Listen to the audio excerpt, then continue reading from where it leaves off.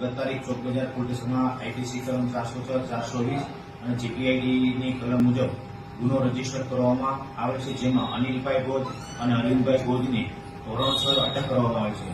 ગુનાની વિગતો જોતા 2013માં અનિલભાઈના પિતા કાનજીભાઈ ગોજનાઓએ 2013માં લક્ષ્મી બચત યોજના તેમજ લક્ષ્મી પૂજન બચત યોજના દ્વારા જુદા જુદા લોકો પાસેથી માસિક પૈસાની હપ્તો દ્વારા ઉઘરાણી કરવામાં આવેલ.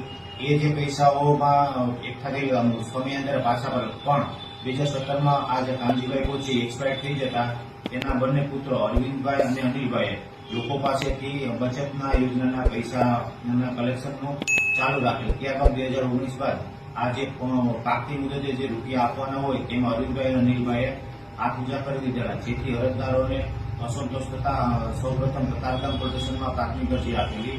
ત્યારબાદ એ વિસ્તાર ચોકબજારમાં ટ્રાન્સફર થતા એસઓપી મુજબ તપાસ કરતા મહેરબાન સીપી સાહેબનાઓની સૂચનાથી ગુનો દાખલ કરવામાં આવે છે અને આરોપીને અટક કરીને આગળની તજવીજ ચાલુ છે. કેટલાની ઠગાઈ કરવામાં આવી છે? આશરે 30 ભોગ બનનારો છે, જેમાં 5 ભોગ બનનારો તો હાલ એક્સપાયર થઈ ગયા છે. ટોટલ રકમ 39,64,000 રૂપિયા જેવી માતબારની રકમની છેતરપિંડી કરવામાં આવી છે. આરોપી કોણ છે? આરોપીમાં એક અનિલભાઈ જે છે એ પૂર્વ કોર્પોરેટર છે અને અરવિંદભાઈ છે એ કોર્પોરેશનમાં નોકરી કરે છે.